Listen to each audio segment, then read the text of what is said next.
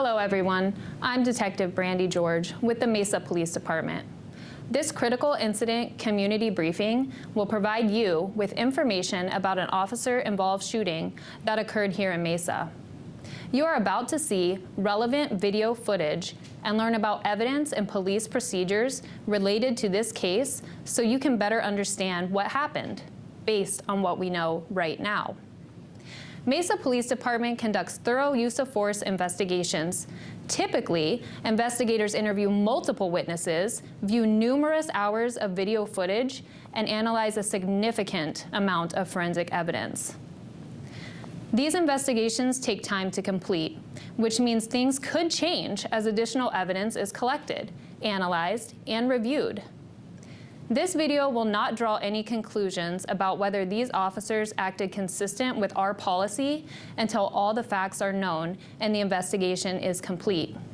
In this video, we will be sharing our officers' body-worn camera videos, as well as 911 calls and any other surveillance video obtained as part of this investigation. We do want to warn you, anytime a police officer uses force, the images and information can be graphic, disturbing, and difficult to watch, and the video may contain strong language. Viewer discretion is strongly advised, especially for young children and sensitive viewers.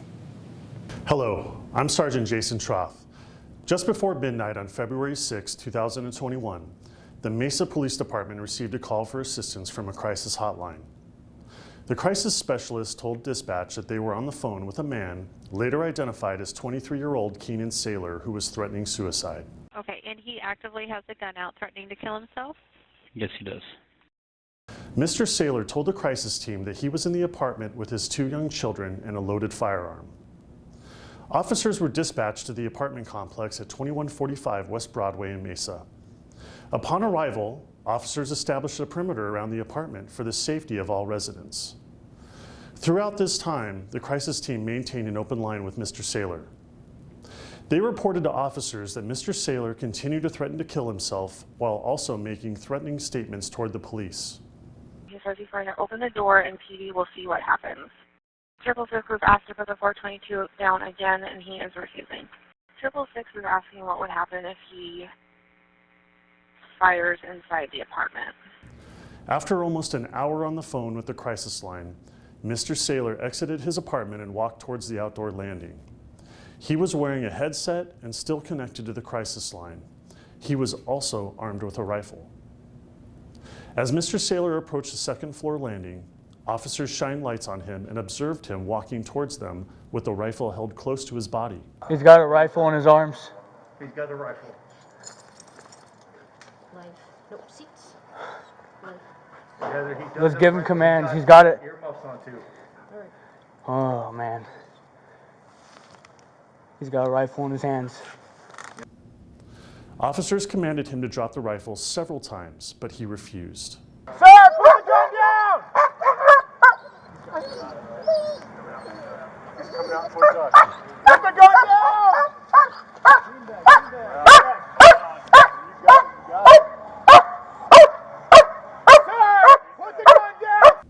A less lethal beanbag shotgun was deployed and struck Mr. Saylor. Mr. Saylor pointed his rifle at officers, at which time another beanbag round and lethal rounds were fired. Sir, put the gun down! Stop walking where you are now!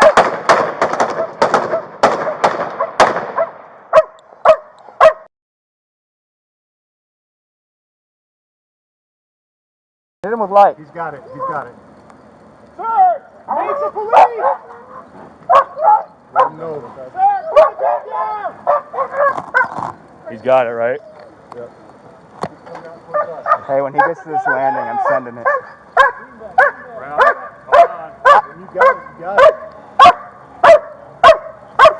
Beanbag.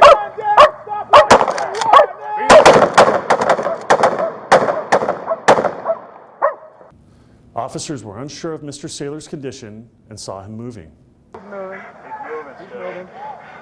He's moving.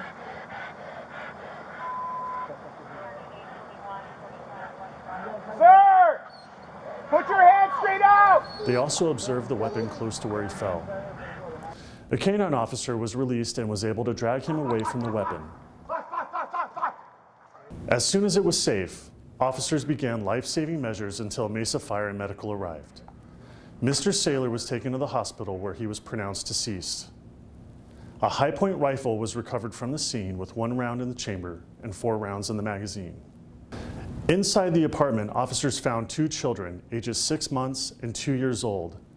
Both were safely reunited with their family. Officers also found a suicide note left behind in the apartment. The officer who fired the beanbag rounds has been an officer for 8 years. The 2 officers who fired lethal rounds have been officers for 4.5 years and 5 years respectively. This was the first officer-involved shooting for these 3 officers, and in accordance with Mesa Police policy, they were placed on administrative leave. This case will be turned over to the Maricopa County Attorney's Office for review when the investigation is complete. Thank you for taking the time to watch this critical incident community briefing.